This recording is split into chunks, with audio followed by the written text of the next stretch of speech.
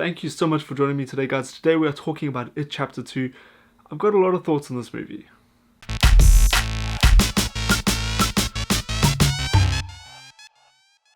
So It Chapter 2 is obviously the sequel to the first film, It, which came out in 2017. These movies are based off Stephen King's book, which is also called It.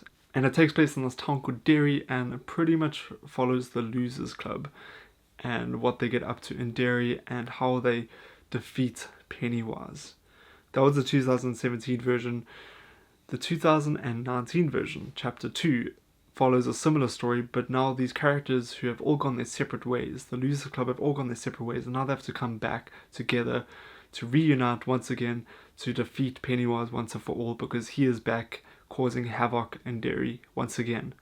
Now let me just start off with some of the pros of this movie. I thought for the most part the cast was really solid. Bill Hader especially as the older Richie, he was fantastic in this movie. He was by far my favourite part of the movie. And that's saying something because he's going up against actors like Jessica Chastain and James McAvoy and a whole bunch of other brilliant actors. And he was my favourite part of it. I thought he had the best performance. And I just find his character in the film the most interesting, to be honest. Bill Skarsgård again does a fantastic job as Pennywise.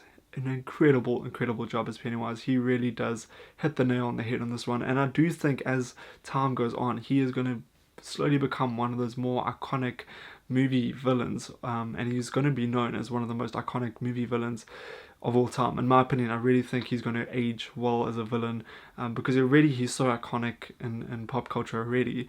And I really do think that as time goes on, people are going to appreciate his performance in It and It Chapter 2 a lot more than they do currently, and I think they do appreciate him a lot already. So I definitely think as time goes on, people will appreciate Pennywise a lot more. I think he is going to become a super iconic movie villain.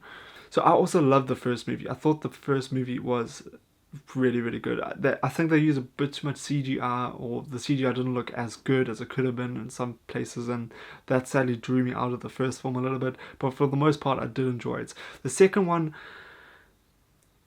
it's long, I'm going to say that. It's not as good as the first one, but it's not as bad as everyone else is saying it is. Now a lot of reviewers have not necessarily been bad talking this movie, but they haven't been praising it as much as I think it should be getting praised.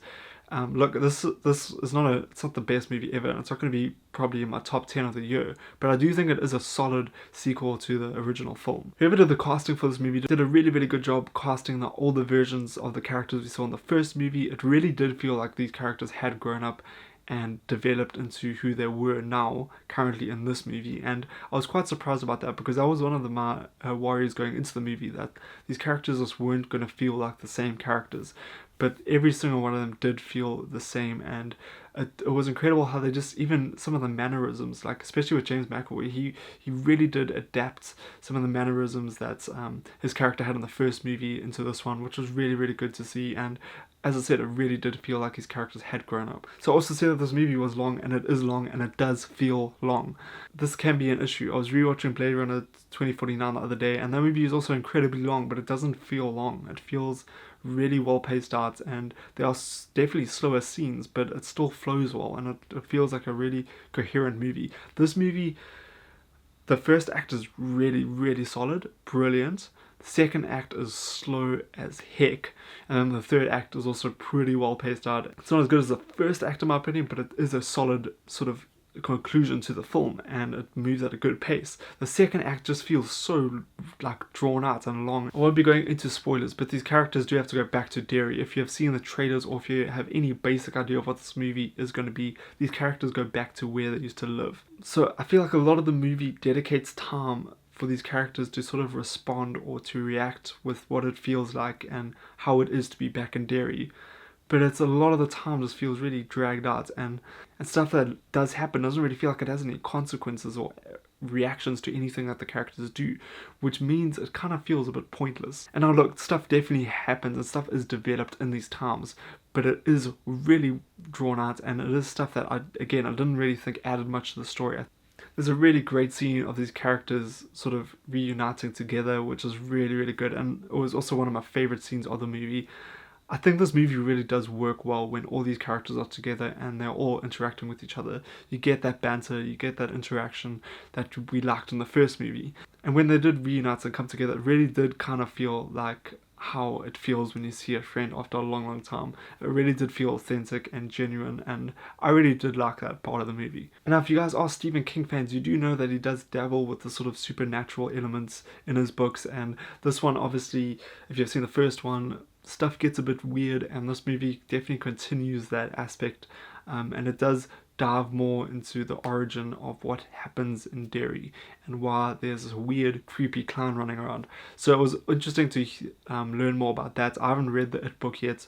I did do a lot of research after watching the second movie, but I haven't read it yet. But from what I did research, it does seem like there were a lot of elements that this movie did adapt pretty well. Definitely not everything that was in the book has been adapted here, but for the most part, it seemed like it was a pretty good adaptation from the book. And now there was stuff that was in the book that they left out of the movie, which I am happy about, because the book does get flipping strange and weird, and yeah, it just gets kind of messed up at parts. So I'm kind of glad they left some of that stuff out. But I don't know, I feel like this movie just lacked something for me personally. I think it was just the second act just being way too drawn out, in my opinion. And some of just the character development taking a really long time to happen in the second act, so that sort of stuff didn't really sit well with me. There are also scenes in the movie where they have flashbacks to when they were kids, and they had to use some CGI here to de-age the kids, because obviously the kids are at that age where they're growing up quite quickly, so they don't look exactly the same as they did in 2017. So they used de-aging software and technology that just made the kids look really, really fake at times. Some of the kids especially just look super like plastic and glossy, and it just didn't sit well with me. Those moments, although they were trying to sort of draw the audience in and really make them sort of reflective moments, I feel like because of the CGI that they used, it did the opposite effect and it drew me out of the movie. So that was also just something I didn't enjoy as much. But all in all, I think this movie was a pretty worthy sequel to the original film. I definitely think the original from 2017 is a way stronger film, and it is a film I'll definitely revisit more over the second movie. I think it's a way better and stronger film, but I do think this is a worthy sequel to the original film.